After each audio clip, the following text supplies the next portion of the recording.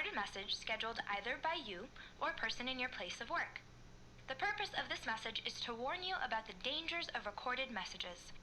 If at any time you believe you are listening to a recorded message, please terminate it immediately and cease all flow of information from the recorded message into your perceptual sphere. Thank you, and have a pleasant day.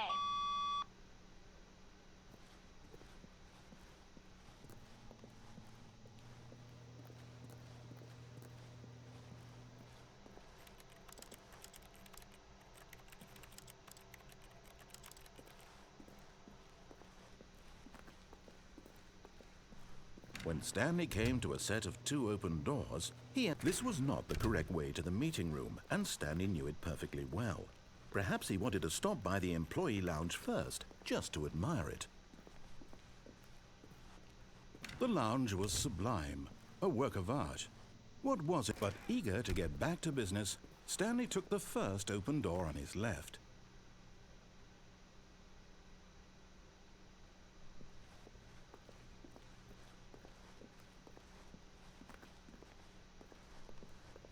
Stanley was so bad at following directions, it's incredible he wasn't fired years ago. Look, Stanley, I think perhaps we've gotten off on the wrong foot here. I'm not your enemy, really, I'm not. I realize that investing your trust in someone else can be difficult, but the fact is that the story has been about nothing but you all this time. There's someone you've been neglecting, Stanley. Someone you've forgotten about. Please, stop trying to make every decision by yourself. Now, I'm not asking for me, I'm asking for her. This is it, Stanley. Your chance to redeem yourself, to put your work aside, to let her back into your life. She's been waiting. That's her, Stanley. You need to be the one to do this, to reach out to her. If you can truly place your faith in another, then pick up the phone. As Stanley picked up the phone, a white light engulfed him, filling him not just with radiance, but with hope. Hope for a life reunited Wait. Oh, goodness. Stanley, did you just unplug the phone? No, that wasn't supposed to be a choice. How did you do that? You actually chose incorrectly. I didn't even know that was possible. Let me double check. No, it's definitely here, clear as day. Stanley picks up the phone. He's taken to his apartment where he finds his wife, and the two pledge themselves to one another. Music comes in, fade to white, roll credits. Not picking up the phone is actually somehow an incorrect course of action. How is that even possible? None of these decisions were supposed to mean anything. I don't understand. How on earth are you making meaningful choices? What did you... Wait a second. Did I just see... No, that's not possible. I can't believe it. How had I not noticed it sooner? You're not Stanley. You're a real person. I can't believe I was so mistaken. This is why you've been able to make correct and incorrect choices. And to think I've been letting you run around in this game for so long. If you'd made any more wrong choices, you might have negated it entirely. It's as though you completely ignored even the most basic safety protocol for real-world decision-making. Or did you not grasp the severity of the situation? Well, I won't have that kind of risk on my watch. I'm going to stop the game for a moment so we can educate you properly on safe decision-making in the real world. Please observe this helpful instructional video. Choice. It's the best part of being a real person, but if used incorrectly can also be the most dangerous. For example, in this scenario, a hypothetical real person named Stephen has a choice. He could spend years helping improve the quality of life for citizens of impoverished third world nations. Or he could systematically set fire to every orphan living in a 30-kilometer radius of his house. Which choice would you make? Remember that unlike here, the real world makes sense, and at no time should you make a choice that does not conform to rational logic. If you find yourself speaking with a person who does not make sense, in all likelihood, that person is not real. Allow the person to finish their thought, then provide an excuse why you cannot continue talking. Turn to a partner and practice saying, "My goodness, is it 4:30? I'm supposed to be having a back, sack, and crack."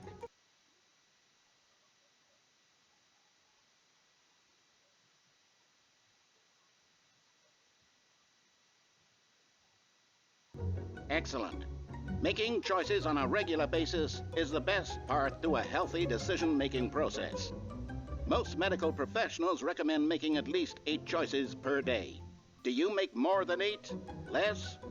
And finally, if you begin to wonder if your choices are actually meaningful and whether you'll ever make a significant contribution to the world, just remember that in the vast infiniteness of space, your thoughts and problems are materially insignificant, and the feeling should subside. At this time, your instructor will guide you in an exercise to test and reinforce the material covered in this video. Welcome back. You may have noticed that this room has begun to deteriorate as a result of narrative contradiction. But not to worry. Now that you're properly informed on good decision-making, we're going to revisit a choice you made just a few minutes ago and see what the correct thing to do would have been. This way, please.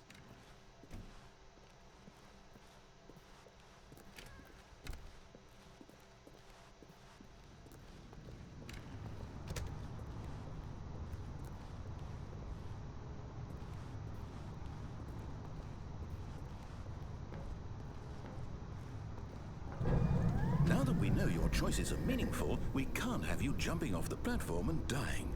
Imagine the main character dying senselessly halfway through the story. That story would make no sense at all. We just need to get you home as soon as possible before the narrative contradiction gets any worse. Unfortunately, it seems this place is not well equipped to deal with reality.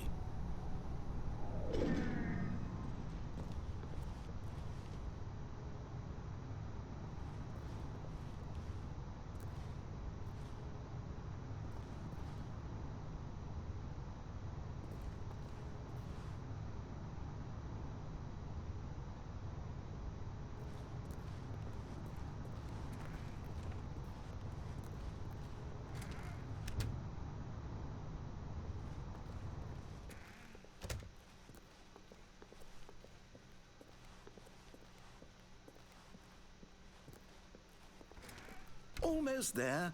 You'll take the door on the left, back to the correct ending, the story will have resolution once again, and you'll be home free in the real world. Now remember, all you need to do is behave exactly as Stanley would.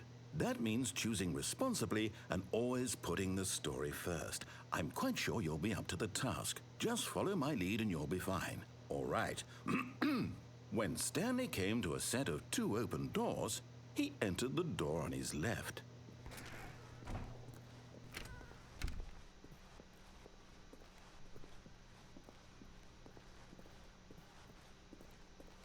Yet there was not a single person here either. Feeling a wave of disbelief, Stanley decided to go up to his boss's office, hoping he might find an answer there. Coming to a staircase, Stanley walked upstairs to his boss's office.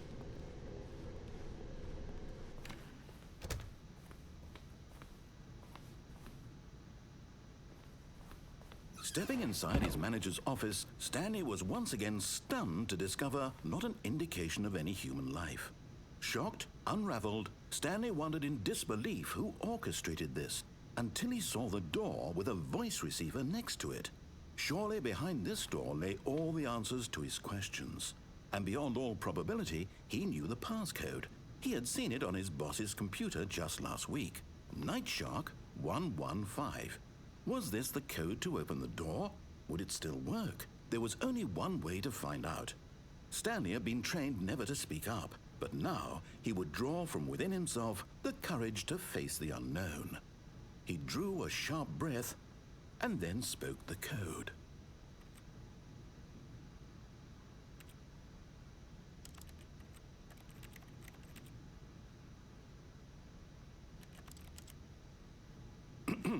Stanley spoke the code. Night Shark 115. He spoke it into the receiver, right there on the wall.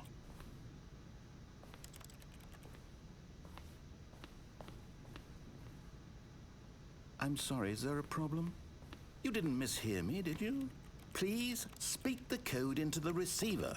Otherwise, we can't get on with the story. This is a crucial step.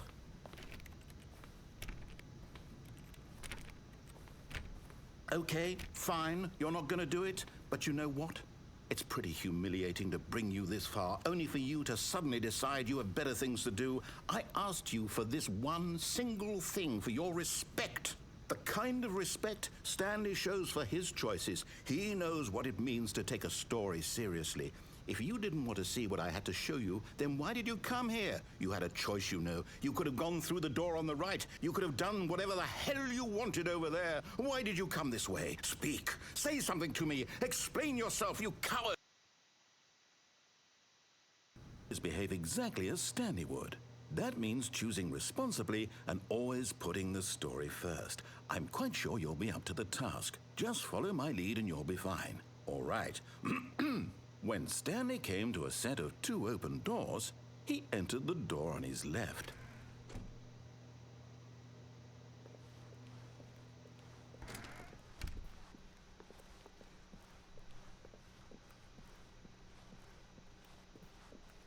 Yet there was not a single person here either. Feeling a wave of disbelief, behave exactly as Stanley would. That means choosing responsibly and always putting the story first. I'm quite sure you'll be up to the task. Just follow my lead and you'll be fine. All right. When Stanley came to a set of 2 open doors, he entered the door on his left. No! Why did you do that? Quickly, hurry back in the other direction. Perhaps we're not too late.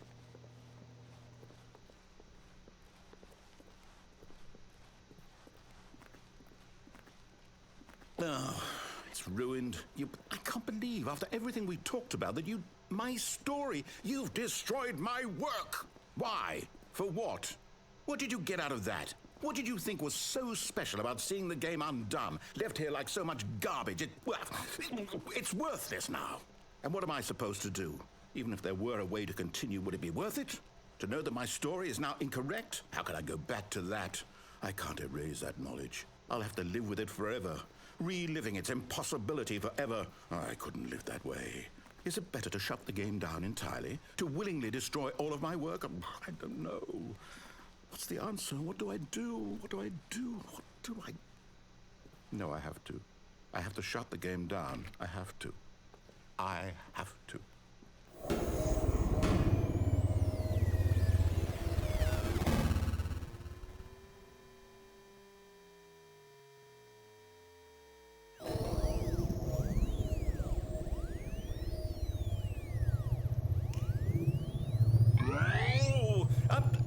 I'm here. I'm still here. Here in this pile of rubbish. With you. You. Who thought you were so clever. Now look where we are. My entire game is destroyed. It was the only thing in the world that was mine, and you've run it into the ground. What, did you think that would be funny? You just had to see? Didn't I impress upon you how important it was to be like Stanley? He actually knows how to do what I tell him to. He understands that if I say to do something, there's a damn good reason for it. That thought hadn't even occurred to you, had it? That there's a world outside of you? You're a child. Oh, my story. If you'd just gone through the door on the left, you would have seen it. There was a whole underground facility. You would have destroyed it and been victorious. It would have been so perfect. I worked so hard on it. I tried so hard. When Stanley came to a set of 2 open doors, he entered the door on his left. Stanley? Hello? Are you... Is everything okay? Stanley, please. I need you to make a choice. I need you to walk through the door. Are you listening to me? Can you hear me? Is everything all right? Stanley, this is important. The story needs you. It needs you to make a decision. It cannot exist without you. Do you understand me? Whatever choice you make is just fine. They're both correct. You cannot be wrong here. We can work together. I'll accept whatever you do. I simply need you to take that step forward, please. Choose. Do something. Anything. This is more important than you can ever know. I need this. The story needs it. So, you hear me? Are you there? Are you listening to this? Stanley, are you there? Okay.